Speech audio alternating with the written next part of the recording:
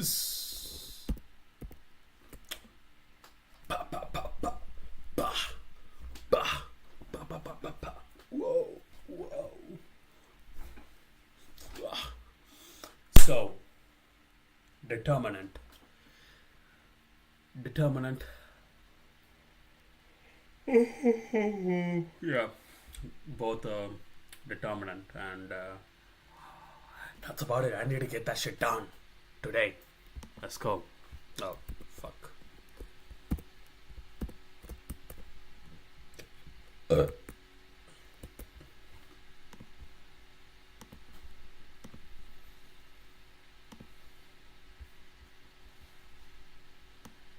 Bro, I'm so close to like finishing this shit. I can't even believe it. What the fuck?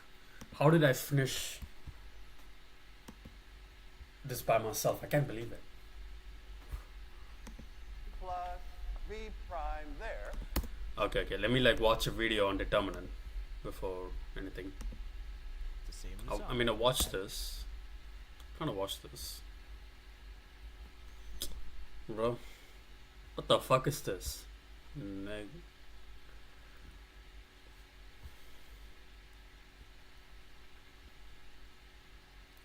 Yo, we got Shaniqua teaching fucking determinants. Let's go. Yeah, the thing with the determinant is you see the curve and shit like that. Okay, that's racist. I'm talking to a nice black woman. Hopefully, I can put a ring on it.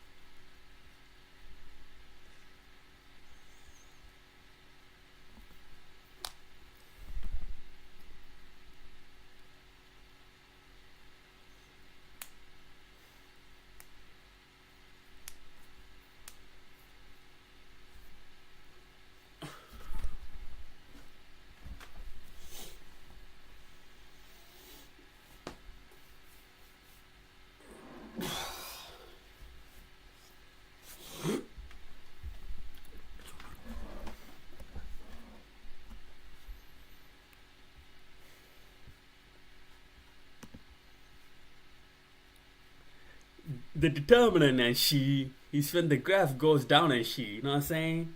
You know what I'm saying, nigga? You know what I'm saying? Like, I understand that determinant is just like basically the area. Let's watch this again. Why not?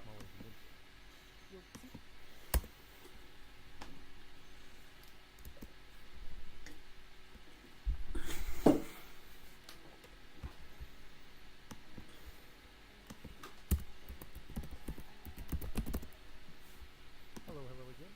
So moving forward, I'll be assuming that you have a visual understanding of linear transformations and how they're represented with matrices, the way that I've been talking about in the last few videos. Yes, sir. These linear transformations, you might notice how some of them seem to stretch space out, while others stretch it angle. One thing that turned out to be pretty useful for understanding one of these transformations is to measure exactly how much the stretches or switches. More specifically, to measure the factor by which the area of a given region increases or decreases. For example, look at the matrix with columns 3, 0, and 0, 2. It scales I hat by a factor of 2 and scales j hat by a factor of 2. Now, if we focus our attention on the 1 by 1 square whose bottom sits on I hat and whose left side sits on j hat, the transformation just turns into a 2 by 2 rectangle. Since this we can start it out with area 1 and end it up with area 6, we can say the linear transformation has scaled its area by a factor of 6. Compare that to a shear, whose matrix has columns 1, 0, and 1, 1, meaning I hat stays in place and j hat moves over to 1, 1. That same unit square determined by I hat and j hat gets slanted and turned into a parallelogram. But the area of that parallelogram is still 1, since its base and height each continue to have range 1. So even though this transformation switches things about, it seems to leave areas unchanged, at least in the case of that one unit square. Actually though, if you know how much the area of that one single unit square changes, it can tell you how the area of any possible region in space changes. For starters, notice that whatever happens to one square in the grid has to happen to any other square in the grid, no matter this follows from the fact that grid lines remain parallel and even in space. Then, any shape that's not a grid square can be approximated by grid squares pretty well, with arbitrarily good approximations if you use small enough grid squares. So, since the areas of all those tiny grid squares Integration. are the single amount, the area of the blob as a whole will also be scaled by that same single amount. So this wouldn't be like a number. So instead of like 3, 2, 2, whatever, it would be like an equation, right? Representing some sort of curve, I believe. And you can use integration, using smart words now, to... I'm putting ideas together now. I'm connecting the dots like a true mathematician would. Yeah. determinant of that transformation. I'll show how to compute the determinant of a transformation using this matrix later on in this video, but understanding what it represents is, trust me, much more important than the computation. For example, the determinant of a transformation will be 3 if that transformation increases the area of a region by a factor of 3. The determinant of a transformation will be 1/2 if it switches down all areas by a factor of 1/2. And the determinant of a 2D transformation is 0 if it switches all of space onto a line, or even onto a single point, since then the area of any region will become 0. The last example will prove to be pretty important. It means that checking if the determinant of a given matrix is 0 will give a way of computing whether or not the transformation associated with that matrix switches everything into a smaller dimension. You'll see in the next few videos why this is even a useful thing to think about. But for now, I just want to lay down all of the visual intuition, which in and of itself is a beautiful thing to think about. Okay, I need to confess that what I said so far is not quite right. The full concept of the determinant allows for negative values, but what would the idea of scaling an area by a negative amount even mean? This is to do with the idea of orientation. For example, notice how this transformation gives the sensation of flipping space over. If you were thinking of 2D space as a sheet of paper, a transformation like that one seems to turn over that sheet onto the other side. Only transformations that do this are said to invert the orientation of space. Another way to think about it is in terms of I hat and j hat. Notice that in their starting position, j hat is to the left of I hat. If, after transformation, j hat is now on the right of I hat, the orientation space has been inverted. Just say below or some shit. You know what I mean? What? Whatever. Whenever the orientation space is inverted, the determinant will be negative. The absolute value of the determinant, though, still tells you the factor by which areas have been scaled. For example, the matrix with columns 1, 1, and 2, negative 1 encloses a transformation that has determinant, I'll tell you, negative 3. And what this means is that space gets flipped over and areas are scaled by a factor of 3. Yeah. So why would this idea of a negative area scaling factor be naturally think about the series of transformations you get. Just orientation and sharing. All of the areas in space are going to squish more and more, meaning the determinant approaches 0. Once I hat lines up perfectly with j hat, the determinant is 0. Then, if I hat continues the way that it's going, doesn't it kind of feel natural for the determinant to keep decreasing into the negative numbers? So that's the understanding of determinant computing. It also tells you how much the transformation scale is scaled, but this time, it tells you how much volume is scaled. Representing dimensions, where this is easier to think about by focusing on one particular square within area 1 and watching only what happens to it. In 2 dimensions, it helps to focus your attention on the specific 1 by 1 by 1 cube whose edges are resting on the basis vectors I hat, j hat, and k hat. After the transformation, that cube might get warped into some kind of slanty cube. This shape, by the way, has the best name ever, parallelepiped, a name that's made even more delightful when the professor has a nice thick Russian accent. Since this cube starts out with a volume of 1, and the determinant gives the factor by which only volume is scaled, we can think of the determinant simply as being the volume of that parallelepiped that the cube turns into. A determinant of 0 would mean that all of space is squished onto something with 0 volume, meaning either a flat plane, a line, or, in the most extreme case, only a single point. Those of you who watch chapter 2 will recognize this as meaning that the columns of the matrix are linearly dependent. Can you see why? What about negative determinants? What does that mean for 3 dimensions? One way to get that orientation in 3D is with a left hand. Point the forefinger of your right hand in the direction of I hat, stick out your middle finger in the direction of j hat, and notice how when you point your thumb up, it's in the direction of k hat. If you can still do that after the transformation, orientation has not changed, and the determinant is positive. Otherwise, if after the transformation it only makes sense to do that with your left hand, orientation has been flipped, and the determinant is negative. So if you haven't seen it before, you're probably wondering by now, how do you actually compute the determinant? For a 2 by 2 matrix with entries A, B, C, D, the formula is A times B minus B times C. Here's part of an intuition for where this formula comes from. Let's say that the terms B and C both happen to be 0. Then the term A tells you how much I hat is stretched in the x direction, and the term B tells you how much j hat is stretched in the y direction. So, since those are the terms are 0, it should make sense that A times B is the area of the rectangle that I think the unit square comes into, kind of like the 3002 example from earlier. Even if only one of B or C are 0, you'll have a parallelogram with a base A and a height B, so the area can still be A times B. Loosely speaking, if both B and C are non-zero, then that B times C term tells you how much this parallelogram is stretched or squished in the diagonal direction. For those of you hungry for a more precise description of this B times C term, here's a helpful diagram if you'd like to pause and ponder. Now, if you feel like computing determinants by hand is something that you need to know, the only way to get it down is to just practice it with you. There's really not that much I can say or animate that's going to drill into computation. This is all triply true for 3-dimensional determinants. There is a formula, and if you feel like that's something you need to know, you can practice with a few matrices, or, go watch South Park or 3 of you. Honestly, though, I don't think that those computations fall within the essence of linear algebra, but I definitely think that understanding what the determinant represents falls within that essence. Here's kind of a fun question to think about for the essence of linear algebra. Oh, you can practice with a few matrices, or, go watch South Park or 3 of you.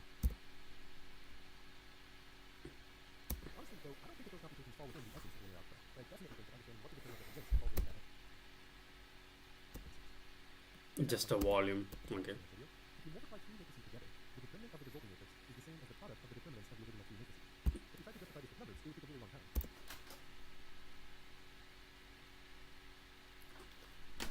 What the fuck? What did I hear?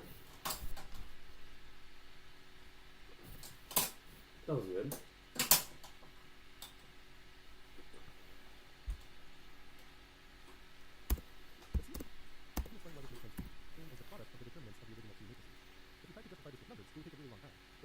Oh.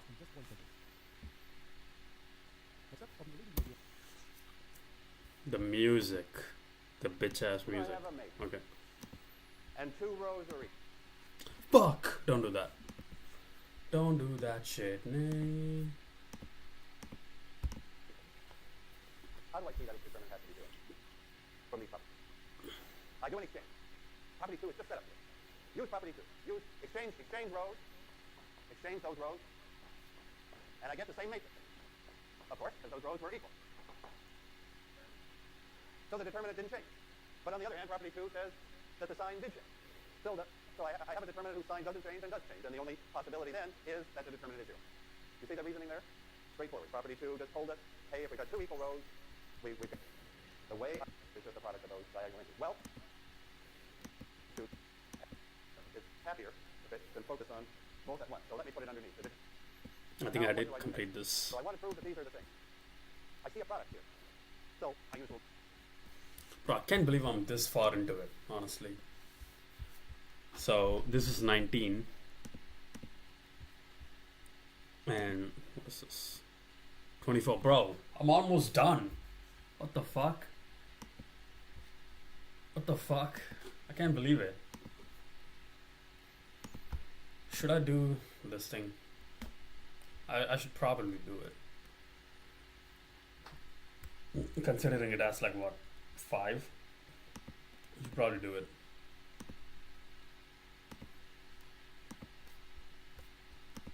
Okay, this is the second lecture on determinants. There are only 3 with determinants. It's a fascinating small topic inside linear algebra.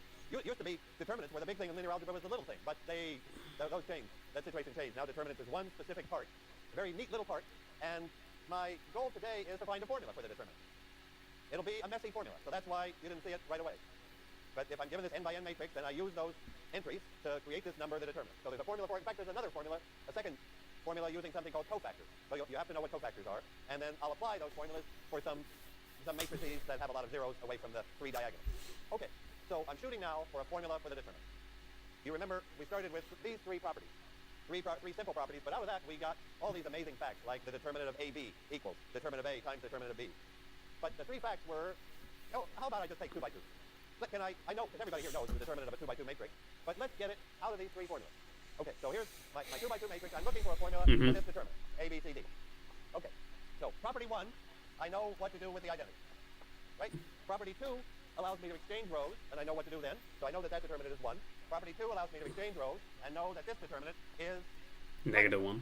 And now I want to use property 3 to get everybody. How will I do that? Okay, so remember that if I keep the second row the same, I'm allowed to use linearity in the first row. And I'll just use it in a simple way. I'll write this vector AB as A0 plus 0B. So that's one step using property 3. Linearity in the first row when the second row is the same. Okay, but now you can guess what I'm going to do next. Because I'd like to, if I can make the matrices diagonal, then I'm clearly there. So I'll take this one. Now I'll keep the first row fixed and split the second row. So that'll be an A0, and I'll split that into a C0, and keeping that first row the same, a 0D. I use, for this part, linearity, and now I'll, not plus, because I've got more coming. This one, I'll do the same. I'll keep this first row the same, and I'll split CD into C0 and 0D. Okay, now I've got 4 easy determinants, and 2 of them are extremely, well, all 4 are extremely easy. 2 of them are so easy as to turn into 0, right? Which 2 of these determinants are 0 right away? The first guy is 0. Why is he 0? Why is that determinant nothing? Forget him. Well, it has a column of zeros. And so one way to think is, well, it's a singular matrix. For like 48 different reasons, that determinant is 0. It's a singular matrix that has a column of zeros. It's dead. And this one is about as dead too. Column of zeros. Okay, so that's leaving us with this one. Now, how do I know its determinant following the rules? Well, I guess one of the properties that we actually got to was the determinant of that diagonal matrix then. So I'm finally getting to that determinant is the AD. And this determinant is what? What's this one? Minus, because I would use property 2 to do a flip to make it CB. Then property 3 to factor out the B, property C to factor out the C, property again to factor out the C, and then minus, and of course, finally, I got the answer that we knew we would get. But you see the method. You see the method, because it's method I'm looking for here, not just a 2 by 2 answer, but the method of doing, now I can do 3 by 3, and 4 by 4, and any size. So if you can see the method of taking each row at a time, so what would happen with 3 by 3? Can we mentally do it, rather than I write everything on the board for 3 by 3s? So what would we do if I had 3 by 3? I would keep rows 2 and 3 the same, and I would split the first row into how many pieces?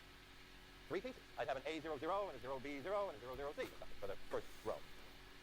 So I would, instead of going from 1 piece to 2 pieces to 4 pieces, I would go from 1 piece to 3 pieces to, what would it be? 9. Of those 3, would it be 9? Or 27?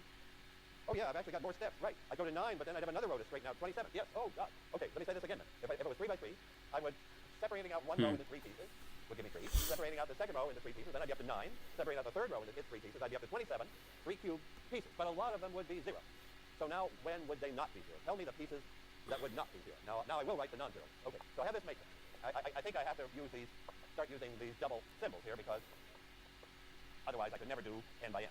Okay, so I split this up like crazy. bunch of pieces are 0. Whenever I have a column of zeros, I know what it is.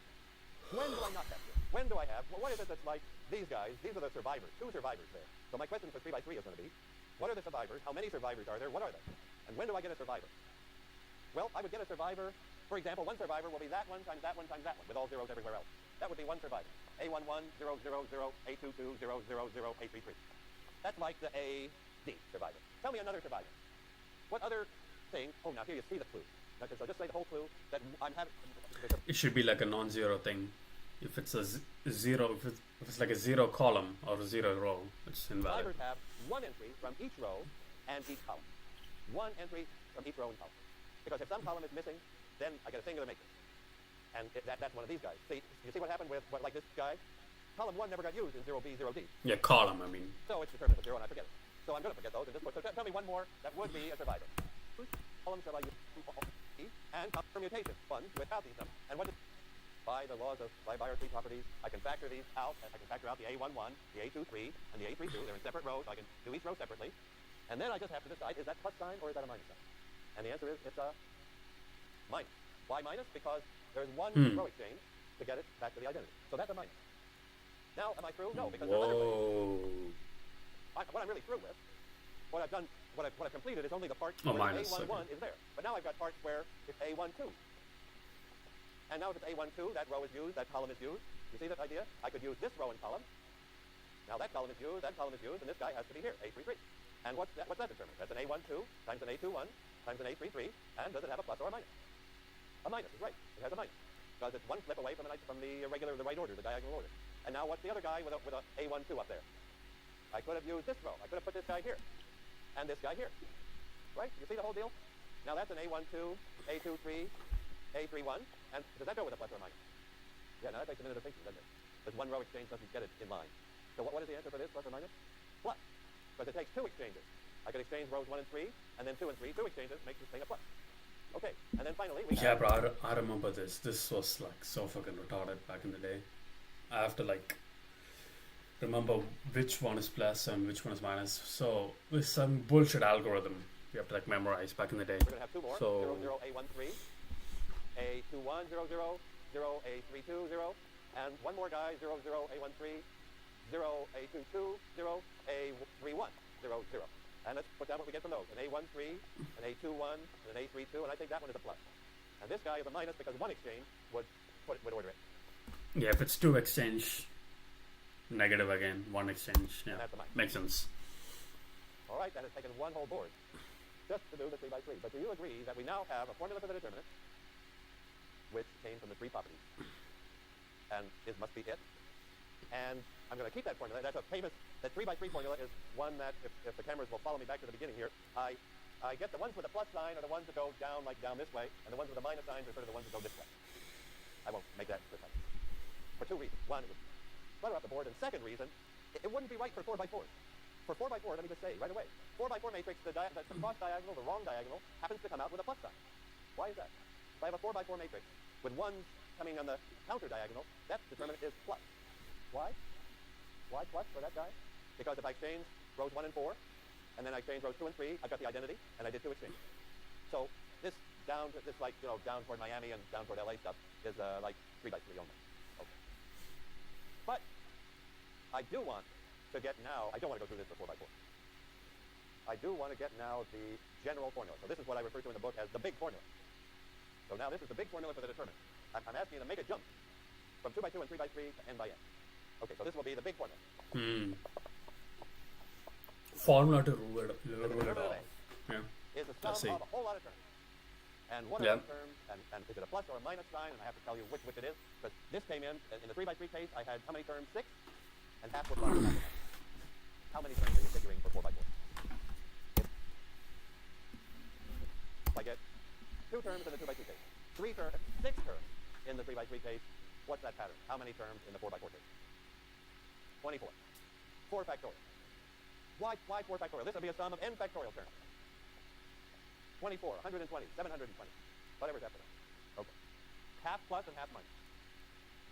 And where do those n factorial terms come from? This is the moment to listen to this question. Where do those n factorial terms come from? They come because the guy in the first row can be chosen n ways. And after he's chosen, that's used up that column. So the one in the second row can be chosen n minus 1 way. And after she's chosen, that second column is used. And then the one in the third row can be chosen n minus 2 ways, and after it's chosen, notice how I'm getting these personal pronouns. But I've run out, and I'm not willing to stop with 3 by 3, so I'm just going to write the formula. So the one in the first row comes from some column alpha. I don't know what alpha is. And the one in the I multiply that by somebody in the second row that comes from some different column. And I multiply that by somebody in the third row that comes from some yet different column. And then in the nth row, I don't know how to draw. Maybe omega for last. And the whole point is then that those column numbers are different. That alpha, beta, gamma, omega, that set of column numbers is some permutation of 1 to n. The n column numbers are each used once. And that gives us n factorial terms. And when I choose a term, that means I'm choosing somebody from every row and column. And then I just multiply the way I had this from row in column 1, row in column 2, row in column 3. So that's what was the alpha, beta stuff for that term here. Alpha was 1, beta was 2, gamma was 3. The permutation was the trivial permutation, 1, 2, 3, everybody in the right order. You see that formula? You see why I didn't want to start with that the first step. Right. I'd rather we understood the properties, because out of this formula, presumably, I could figure out all these properties. How would I know that the determinant of the identity matrix was 1, for example, out of this formula? Why is, if A is the identity matrix, how does this formula give me a plus 1? You see it, right? Because almost all the terms are 0. Which term isn't 0 if A is the identity matrix? Almost all the terms are 0 because almost all the A's are 0. It's the only time I'll get something is if it's A11 times A22 times A33. Only the permutation that's in the right order will give me something. It'll come with a plus sign, and the determinant of the identity is 1. So we could go back from this formula and prove everything. We could even try to prove the determinant of AB was the determinant of A times the determinant of B. But like next week we would still be working on it because it's not. It's clear from if I took AB, my God, the entries of AB would be all these pieces. Well, probably historically it's been done, but it won't be repeated in 1800. Okay. It would be possible probably to see why the determinant of A equals the determinant of A transpose. That was another like miracle property at the end. That's an easier one, which we could find. Okay. Is that all right for the big formula? I could take then a typical. Let me do an example. I'll just create. I'll take a 4 by 4 matrix. I'll put some ones in and some zeros in. Okay. I don't know how many to put in to tell the truth. I've never done this before. I don't know the determinant of that matrix. So, like mathematics is being done for the first time in front of your eyes. What's the determinant? Well, there are 24 terms if it's 4 by 4. Many of them will be 0 because I've got all those zeros there. Maybe the whole determinant is 0. I mean, is that a singular matrix? That possibility definitely exists. So one way to do it would be elimination. Actually, that would probably be a fairly reasonable way. I could use elimination, so I could go back to those properties and use elimination, eliminate it down. Do I have a row of zeros at the end of elimination? The answer is 0. I was thinking, shall I try this big formula? Okay, so I'll just try the big formula. Tell me one way I can go down the matrix, taking a 1 from every row and column, and make it to the end. So I get something that isn't 0. Well, one way to do it, I can take that times that times that times that. That would be 1, and I just said that comes in with what sign? Plus. That comes with a plus sign. Because that permutation, I've just written the permutations about 4, 3, 2, 1, and one exchange and a second exchange, 2 exchanges, puts it in the correct order. Keep walking away. Don't. Okay, we're executing a determinant formula here. Keep walking away. Don't. Exchange, 2 exchanges, puts it in the correct order. Keep walking away. Don't. Okay, we're executing a determinant formula here.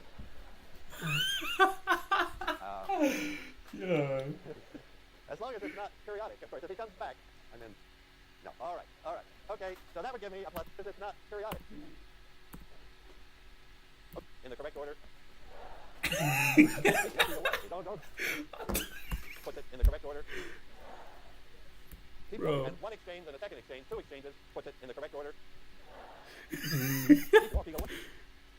Rose. One exchange and a second exchange, 2 exchanges, puts it in the correct order. Keep walking away. Don't. Okay, we're executing a determinant formula here.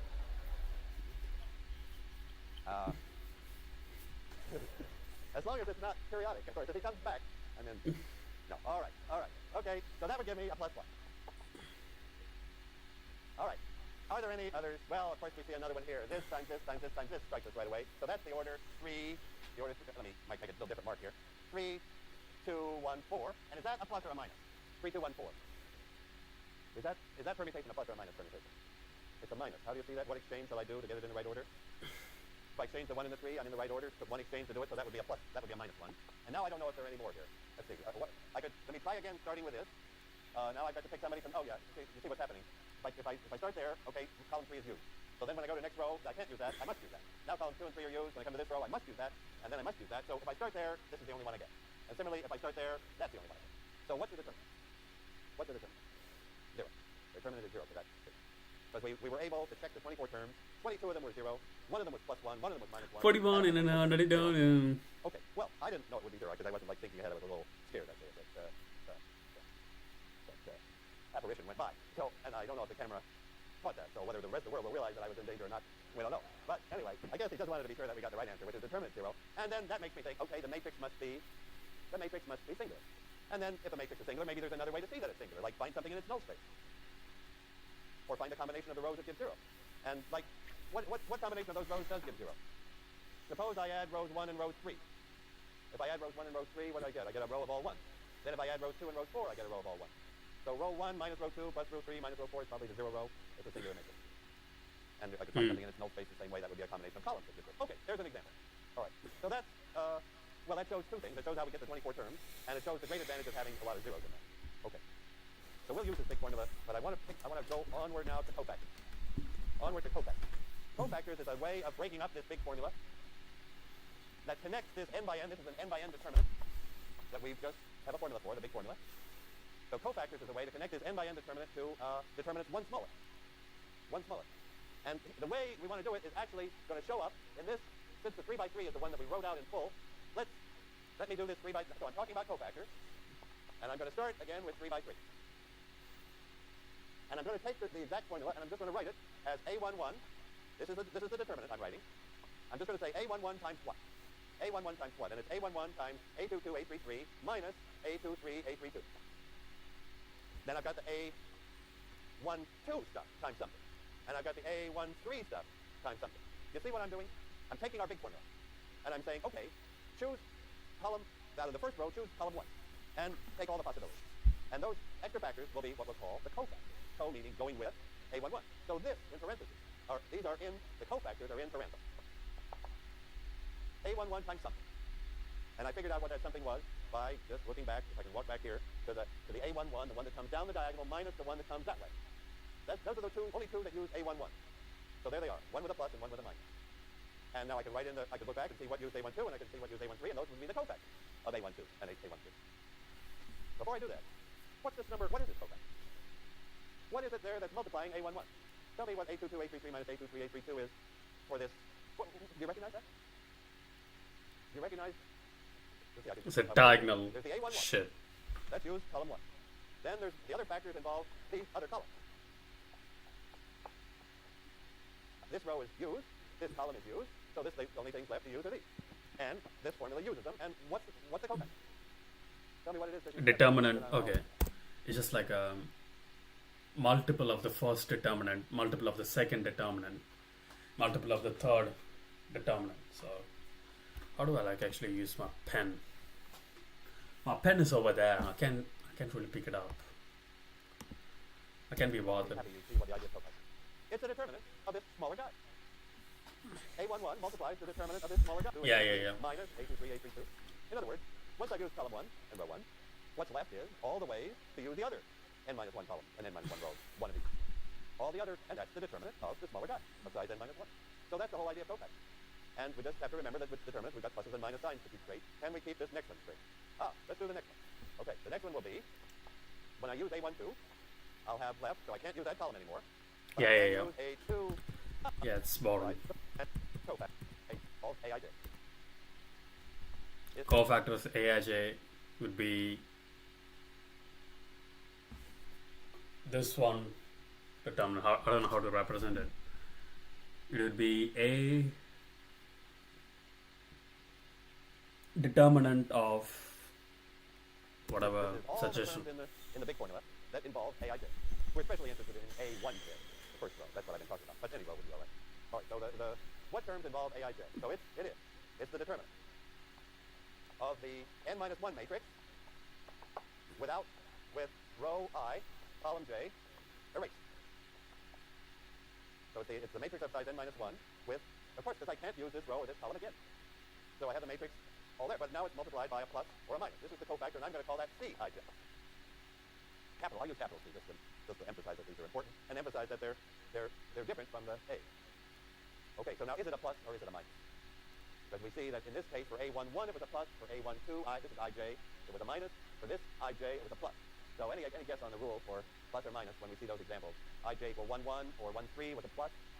It sounds very like I plus j odd or even. That doesn't surprise us, and that's the right answer. So it's a plus if I plus j is even. And it's a minus if I plus j is odd. So if I go along row 1 and look at the cofactors, I just take those determinants, those one smaller determinants, and they come in order plus, minus, plus, minus, plus, minus. But if I go along row 2 and take the cofactors, those subdeterminants, they would start with a minus because 2, 1 entry, 2 plus 1 is odd, so like there's a pattern, plus, minus, plus, minus, plus, if it was 5 by 5, but then if I was doing a cofactor, then this sign would be minus, plus, minus, plus, minus, plus, minus, plus. It's sort of checkerboard. Okay. Okay, those are the signs that are given by this rule, I plus j, even or odd. And those are built into the cofactor. The thing is called a minor before you've built in the sign, but I don't care about those. Build in a sign and call it the cofactor. Okay, so what's the cofactor formula? What's the cofactor formula then? Let me come back to this board. Yeah, it's boring. What? Yeah, what? yeah. Some people might determine it. Yeah. Okay, let's get what minute? Okay, of course it works. And the 3 by 3 works. So that's the cofactor formula. And the cofactor formula is like in between. It's got easy stuff times horrible stuff.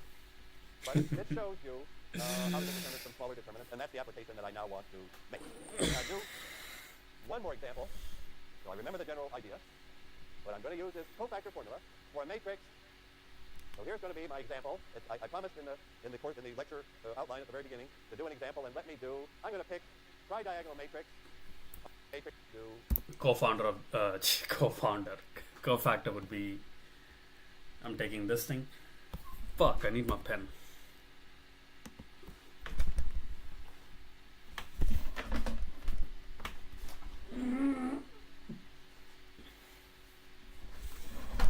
I think the cofactor would be something like this determinant this determinant this. Next step would be this determinant by these two and this determinant by this. You need to repeat these process for this one, and this one. So yeah, fucking retarded. Don't do it.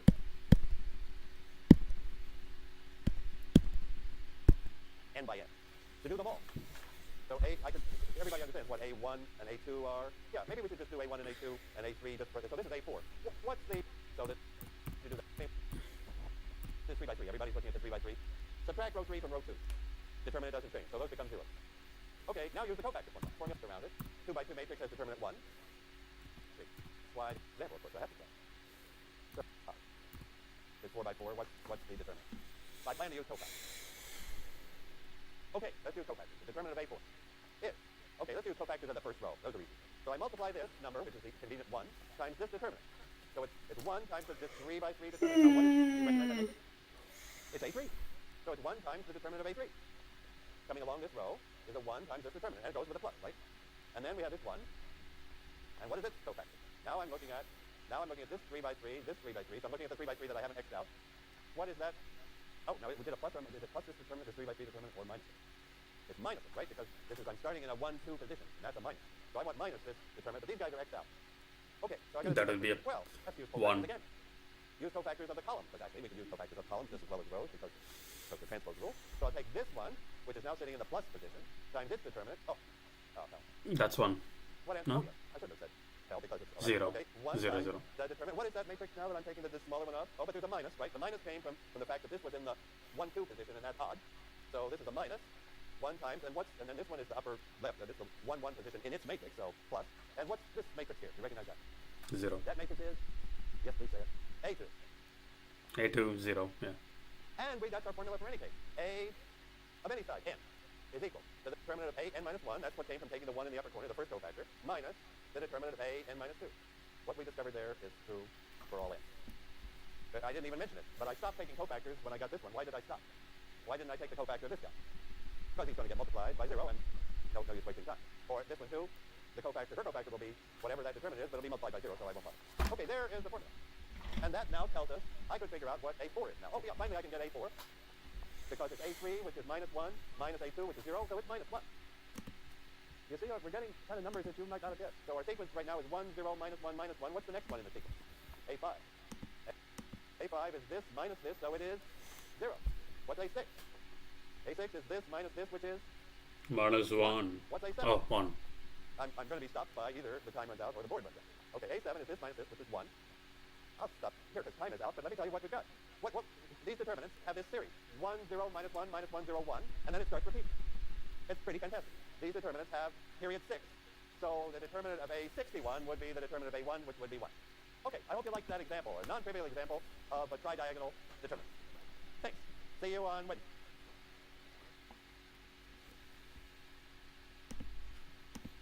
That's funny. That's the guy coming in. Bro, imagine you're sitting with like the fucking goat of linear algebra and you're doing that. Shame on you.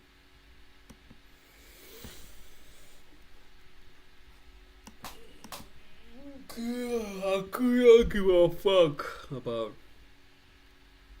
Bro, I want to watch this interview, but Lex Friedman is such a bot. Such a bot. Such a normie. Talking about Holocaust and shit. Shut up, Lex Friedman. Shut up.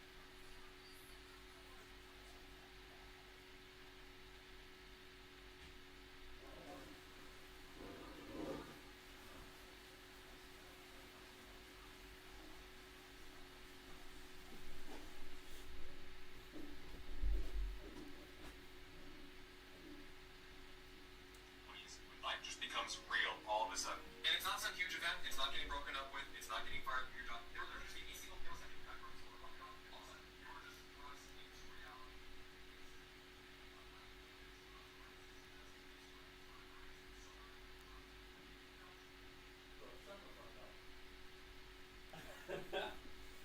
Shut the fuck up, please. I'm from the ghetto, man. This is some white people problem. You know what I mean? There's some white boy problems.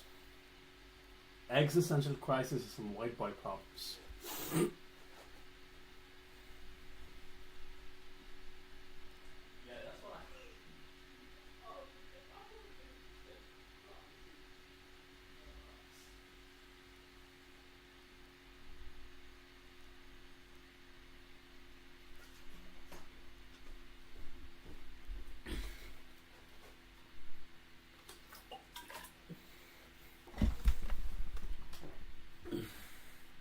I have an existential crisis. Shut up. Shh.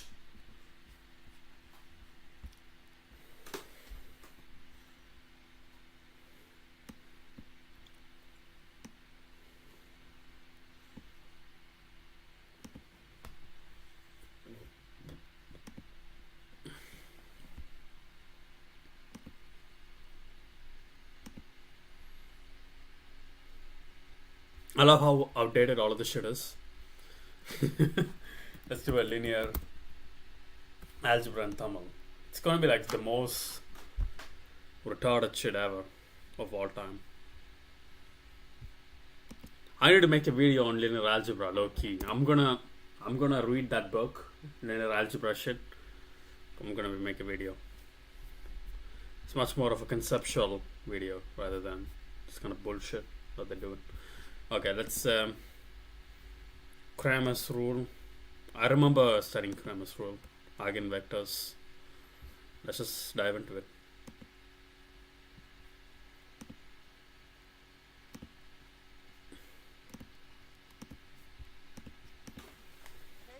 lecture 20. And this is the final lecture on determinants. And it's about the applications. So we worked hard in the last 2 lectures to get a formula for this.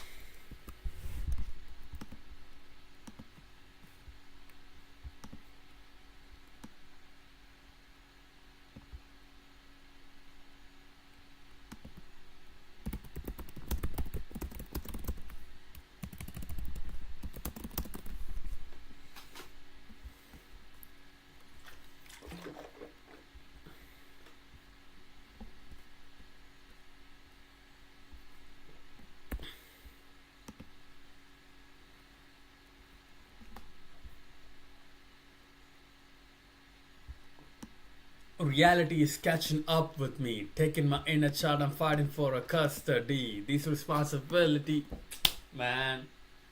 Such a goated song. Love that song so much.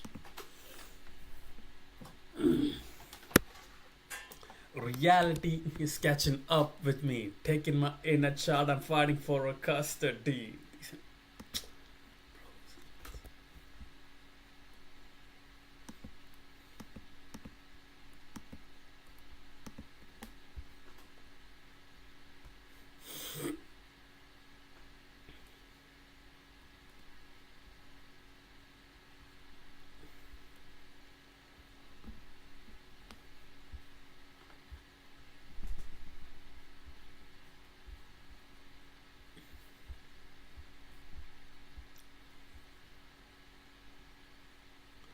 Tensors are basically like, what the fuck?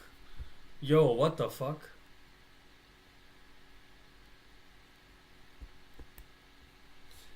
Give me a second.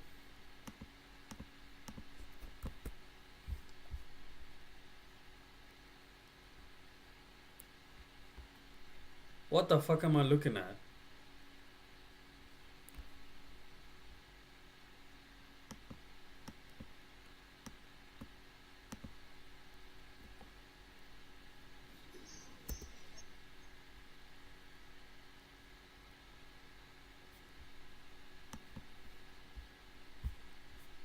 Huh? What the fuck was it? No.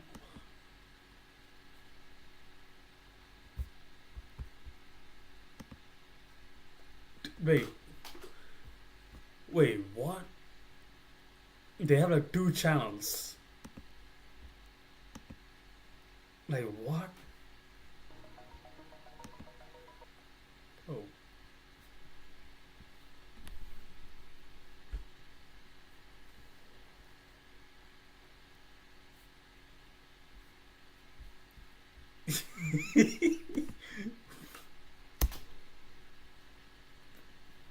What?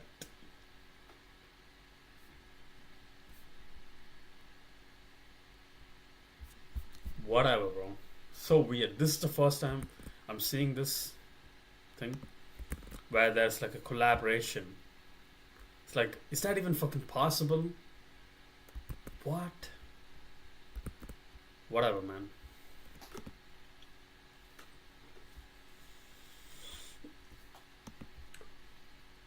Confused by it. Okay, what is a tensor? The key to understanding tensors is to have a good grasp of vectors and dual vectors. Once you have these down, tensors are really just a straightforward generalization of them. In this video, I will guide you through a 2-step process where we will first review what vectors and dual vectors actually are, and then we'll see how this generalization occurs. By the end of the video, you will understand exactly what a tensor is. Okay, so first, let's discuss vectors. What really is a vector?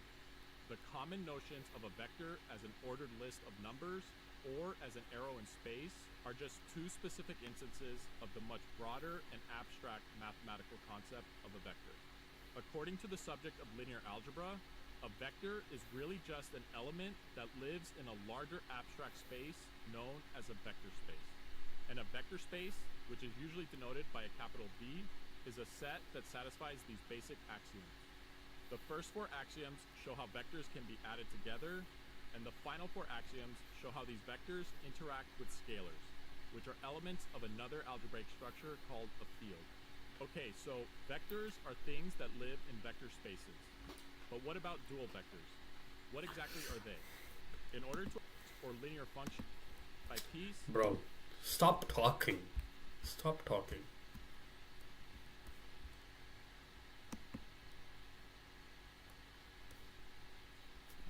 Talk, talk, talk, talk. Shh. No more talking. Tensors are fundamental to deep learning. Let's explore what they are and why they're important. Tensors are the primary data structures in frameworks like TensorFlow and PyTorch. They store various elements including input data, weights, and model predictions. In computer science, tensors are multidimensional arrays that hold specific types of values. They exist in different dimensions. Scalars are zero-dimensional, vectors are one-dimensional, matrices are two-dimensional, and we can extend to higher dimensions like 3, 4, and even more. A key feature of tensors in deep learning is their ability to utilize GPU processing. This capability significantly enhances computational speed for neural networks.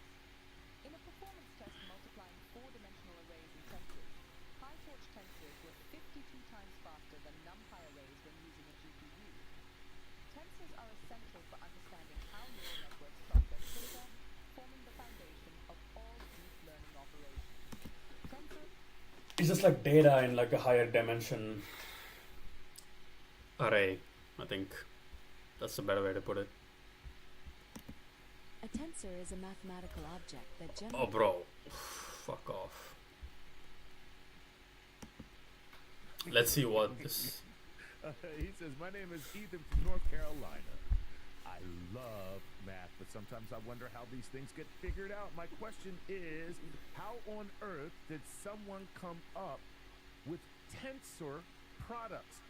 Okay, I think the easiest way to describe it, it doesn't quite capture what it's about, but like a vector, we have a list of numbers that you might write as like a column of numbers. A matrix, you've got this two-dimensional grid of numbers used in computer science all the time. It's how machine learning works. But sometimes you want a three-dimensional grid of numbers, just as the way to hold your data. Imagine like a three-dimensional grid. Each cell in that grid has a number. You might call that a tensor. That's the like computer scientist way to answer what a tensor is. It sounds like a diss. Where is the next branch of math? Right. What's up with that? You guys have done nothing. I mean, there's definitely been a ton of development in math and new fields developed. Most of the math that exists. So, okay, algebraic geometry. There's this very interesting phenomenon that's been happening in the last century or so, but even the latter half of that. So it's like a game of whack-a-mole. You make one of them a nice number, the other one looks ugly. You make one of the other one nice, the first one becomes ugly. Ugly. It becomes irrational. It becomes hard to write. I want to kill people. It's a very deep question to try to say why is pi, this ratio between a circle's circumference and its diameter. I love how in math it takes like a century to like get like a discovery, and in psychology and sociology there's like a new study every day talking about how anal glands need to be stimulated to have a happier life or some shit. You know what I mean? It's always these bitch ass liberal arts fucking faggots who suck at math doing studies with like fucked up standard deviations and shit like that. It's crazy. Yo. It is what it is, man. It is what it is. Okay. Let's just SVD. What is SVD? SVG.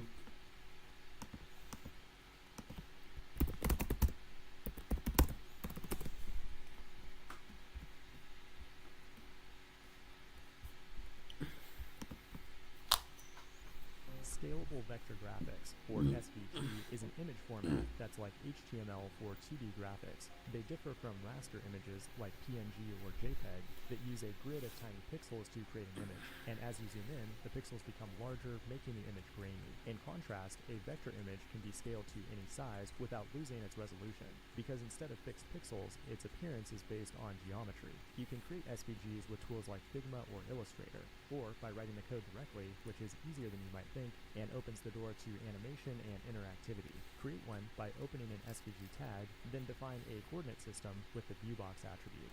That gives us a frame with a width and height of 100 units on which we can draw graphics. Draw basic shapes by adding elements like rectangle, circle, and polygon. Position the rectangle by defining its XY value on the viewbox. Then give it a size, which can take values that are either explicit or responsive. We can change the color of the shape by defining its fill, or defining outline with the stroke attribute. And if our styling gets too complex, we can extract everything into a separate CSS style sheet. By applying a class to it, just like any HTML element, we have the full power of CSS at our fingertips, which means we can react to events on the shapes and then change their styling or animation accordingly. But most graphics are more than just basic shapes. They contain complex artwork with all kinds of twists and turns, and that's where the path element comes in. The shape of a path is determined by one attribute, D, coordinate. An uppercase letter means move relative of two control points, then the x and y coordinates where the curve should end. Then SVG will automatically calculate a smooth curve for you at any scale. This has been scalable vector graphics in 100 seconds. Oh, I need to use it on my app to write this shit down. Maybe not, maybe not. SVG. What is an SVG? SVD, question mark.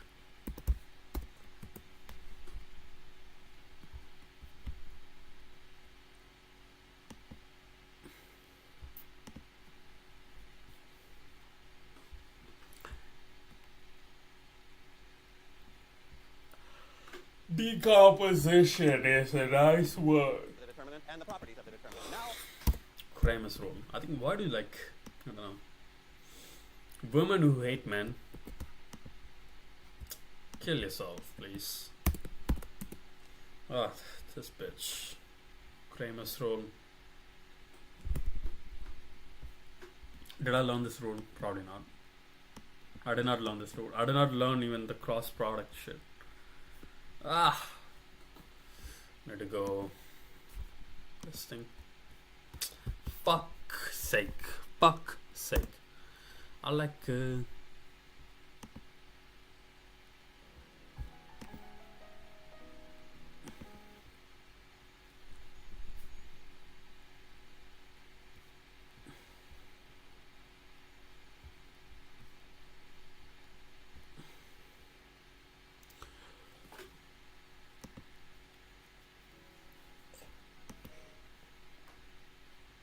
What is a cross product? We never know.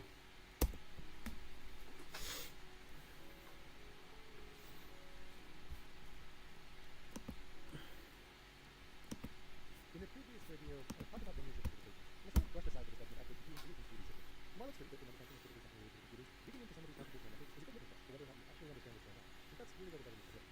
Here, I'm going to describe the geometry behind the certain methods for computing solutions to these systems. And it's famous for it. The relevant background here is understanding determinants, a little bit of dot products, and of course the system interface. So be sure to watch the relevant videos on those topics if you're NPM or Rust. But first, I should say up front that this framework tool is not actually the best way for computing solutions to linear system interface. Gaussian elimination, for example, will always be backward. So why wouldn't? Well, think of it as a sort of cultural escape. It's a helpful exercise in deepening your knowledge of the theory behind these systems. Wrapping your mind around this concept is going to help consolidate ideas from linear algebra, like the determinant of a system, by seeing how they relate to each other. Also, from a theoretical standpoint, the ultimate result here is just very pretty that, way more so than Gaussian elimination. Alright, so the setup here will be some linear system of equations, say with two unknowns. Fuck's sake, I don't want to do this. Don't want to do this. Let's just call it a day. Be happy forever. We can be happy forever, man.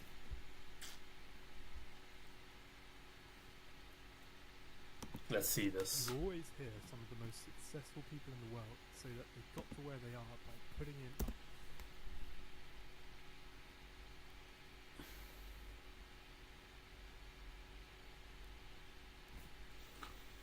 4 hours is like the sweet spot for math, I think. I've never did like 4 hour day ever, so I don't know.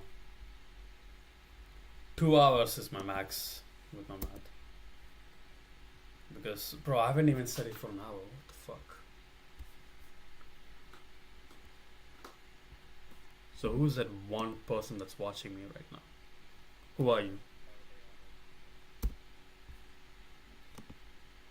Reveal thyself right now, or I'm gonna kill you. Okay, I think I'm done with.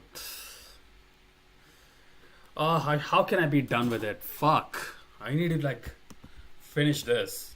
to use the determinant, and all this determinant packs all this information into a single number, and that number can give us formulas for all sorts of things that we've been calculating already without formulas. Now, what was A inverse? So I'm beginning with the formula for A inverse.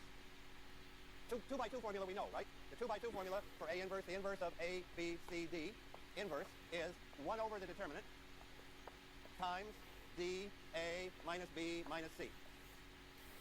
Somehow, I want to see what's going on for 3 by 3 and n by n.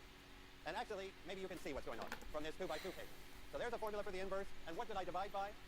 The determinant. So what I'm looking for is a formula where it has 1 over the determinant, and you remember why that makes good sense, because then that's perfect as long as the determinant isn't 0, and that's exactly when there is an inverse. But now I have to ask, can we recognize any of this stuff? Do you recognize what that number D is from the past, from the last lecture?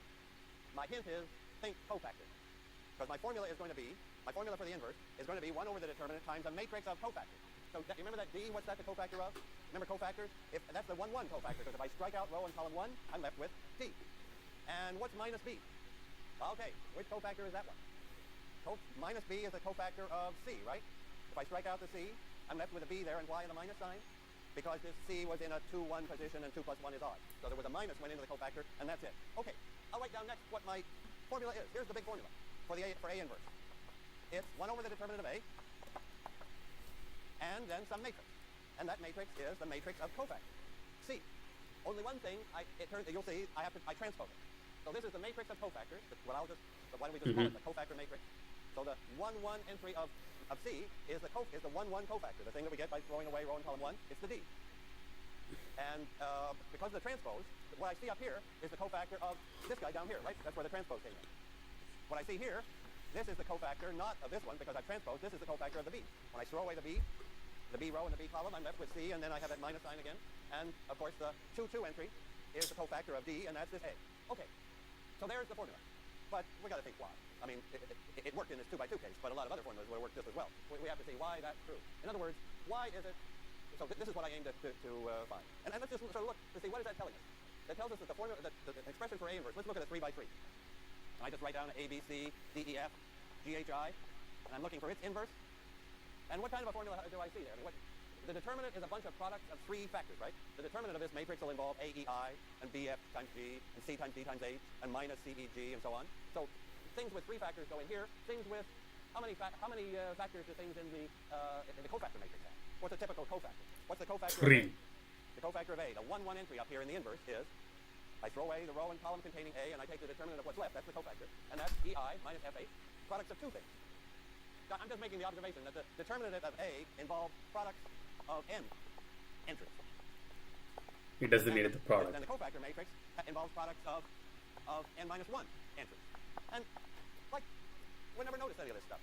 When we were computing the inverse by the Gauss-Jordan method or whatever, remember how we did it? We took the matrix A, we tucked the identity next to it, we did elimination till A became the identity, and then the identity suddenly was A inverse. Well, that was great numerically, but we never knew what was going on, basically. And now we see what the formula is in terms of letters, what's the algebra instead of the algorithm.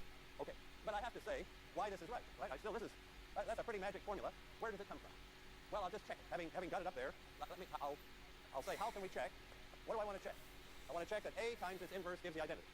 So I want to check that A times this thing, A times this, now I'm going to write in the inverse, gives the identity. So I check that A times C transpose, let me bring the determinant up here, the determinant of A times the identity. That's my job. That's it. If this is true, and it is, then I correctly identified A inverse as C transpose divided by the determinant. Okay, but why is this true? Why is that true? Let me put down what I'm doing here. I have A, here's A1, 1, I'm doing this multiplication along to A1n. And then down in this last row will be an AN1 along to ANN. And I'm multiplying by the cofactor matrix transpose. So when I transpose, it'll be C11, C12, down to C1n. Notice whatever, bro. That 1 coming first would mean I'm in row 1. But I've transposed, so those are the cofactors. This first column are the cofactors from row 1. And then the last column would be the cofactors from row n. And why should that come out to be anything good? In fact, why should it come out to be as good as this? Well, you can tell me what the 1, 1 entry in the product is. This is like you're seeing the main point. If you just... Bro, I need to rush through this. I'm gonna rush through this. Chrome extension. It's always a biracial couple or some shit. I don't know. Guys, I don't know. Vimc, data miner, okay, whatever.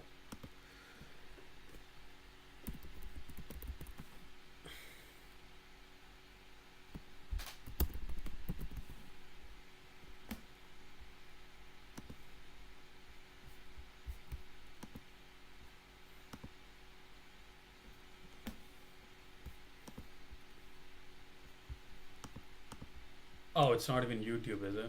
Fuck. Try to refresh this. Let's see.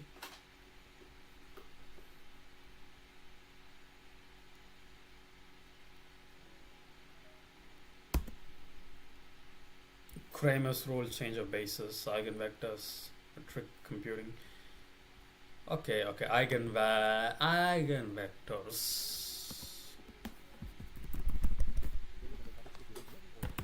There will be some linear system of equations, say with two unknowns, x and y, and two equations. In principle, everything we're talking about will also work consistent with larger number of unknowns and the same number of equations. But for simplicity, a smaller example is just nicer to hold in our head. So as I talked about in a previous video, you can think of this setup geometrically as a certain known matrix transforming an unknown vector, xy, where you know what the output is going to be, in this case, -4 and -2. Remember, the columns of this matrix are telling you how that matrix acts as a transform, each one telling you where the basis vectors of the input space land. So what we have is a sort of puzzle. Which input vector, xy, is going to land on this output, -4, -2? One way to think about our little puzzle here is that we know the given output vector is some linear combination of the columns of the matrix. X times the vector where I have nouns plus y. The way to think about our little puzzle here is this sort of puzzle to figure out what exactly that linear combination should be. Remember, the type of answer you get here can depend on whether or not the transformation squishes all its space into a lower dimension. That is, if it has a zero determinant. In that case, either none of the inputs land on our given output, or with a whole bunch of inputs landing on that output.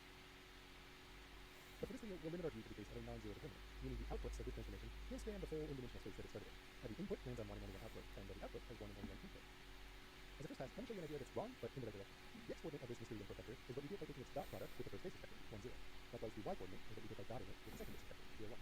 So maybe you hope that after the transformation, the dot products with the transformed version of the mystery vector with the transformed version of the basis vector. Oh fuck, I need to do some sums. How does it all connect to machine learning? I don't get it.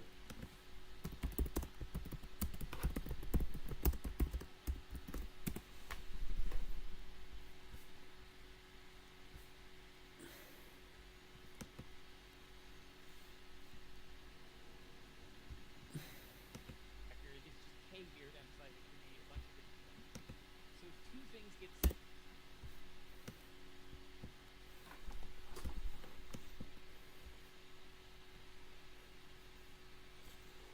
So, you want to learn machine learning, and you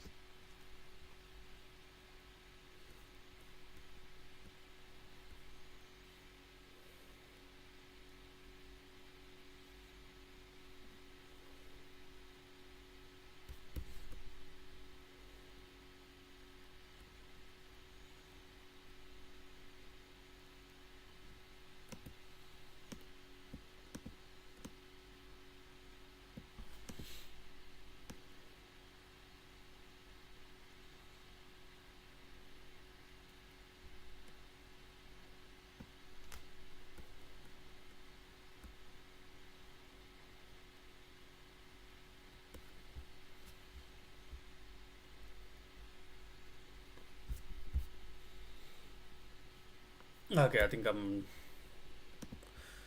Fuck! I hate doing this. Let's just like look at this. 40-minute video.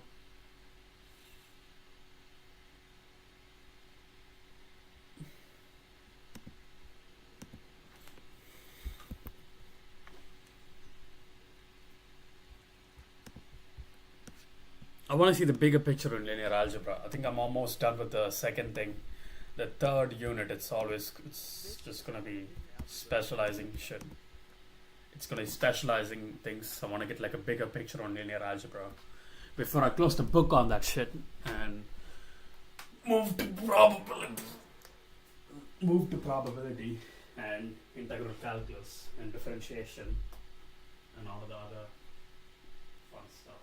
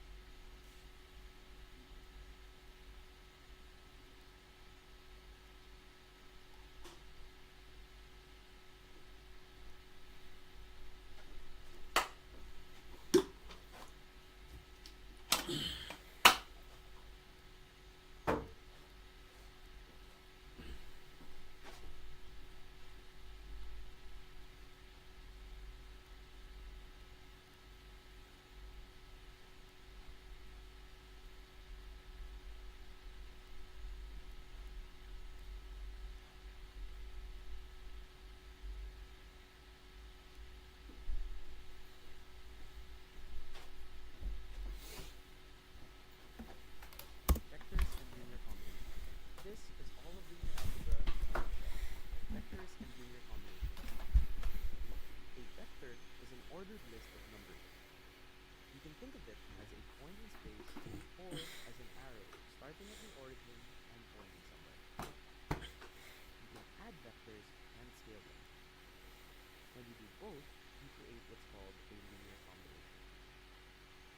Now, take two vectors in R3. If they're not pointing in the same direction, their combinations can reach every point on the 2D plane. In R3, three vectors that don't all lie on the same plane can reach all of 3D space. This idea is called span, which tells you what portion of space a set of vectors can cover using only their combinations.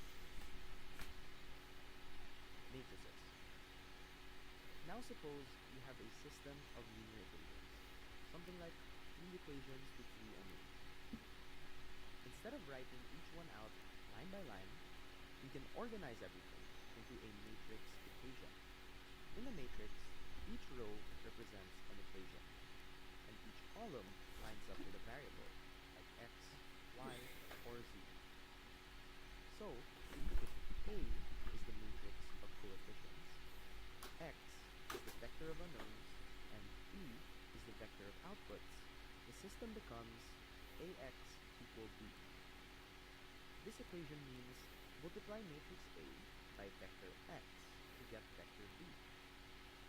Here, A acts like a transformation. It takes an input vector X and maps it to a new vector B. The goal is to figure out which X makes that mapping true. This setup turns solving equations into solving for a vector, and it's the starting point for everything else in linear algebra. Row reduction and solution. To solve our equation Ax equals B, we use row operations to simplify the matrix into a cleaner form. Row operations are just simple moves like swapping rows, scaling a row, or adding one row to another. This process is called Gaussian elimination, and if we go all the way, we reach reduced row echelon form, a version of the matrix that's as simple and readable as possible. As we simplify our matrix, we look for pivot positions. These are the first non-zero entries in each row after elimination. Depending on what we find, there are 3 possibilities. First, if every variable has a leading 1 in its column, and there are no contradictions, we get a unique solution. In picture 1, linear transformation. What does it all mean? What does it all mean in, I don't know, man. What is the bigger picture? Somehow ended up here. Well, language allowing you How to learn, okay, your first data analysis project. and data analysis knowledge. As I mentioned in my previous videos, real projects beat tutorials at developing a good data scientist. Find some data you want to analyze, maybe from one of your old jobs or school. Maybe you can export some data from your favorite health tracker, or ask some I already have it. some data they want analyzed. Or maybe download public data from the government, the World Bank, or a nonprofit. Any topic you're interested in, it could be economics, sports, politics, video games, or board games.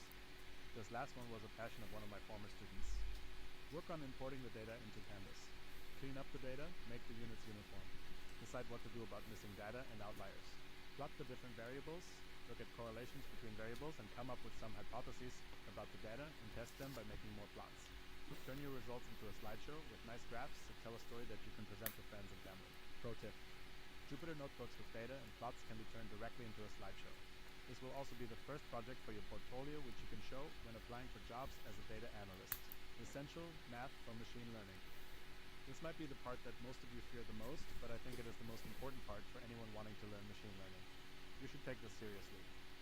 You don't need to be a math genius or know about all of math to become good at machine learning, but you need to really understand the core concepts from the areas I'm about to mention. For more details, math for machine learning, check out my video on the topic. Basic statistics and probability. This for me is the most important math branch as a data analyst and data scientist.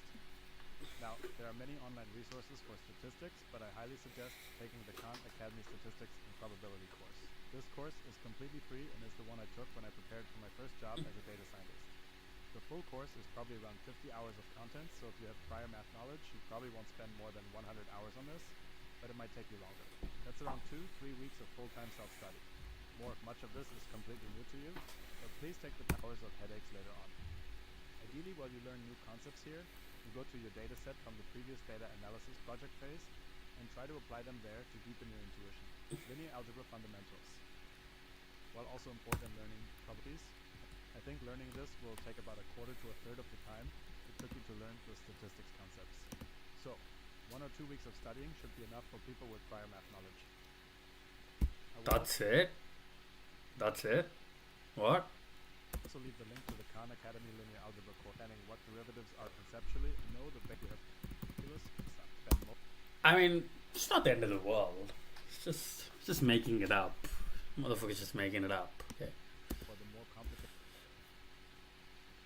Yeah, you need to actually understand machine learning algorithms and like regression, deep learning and all of that. Okay. I think I'm done with the stream. So, you want to learn machine learning?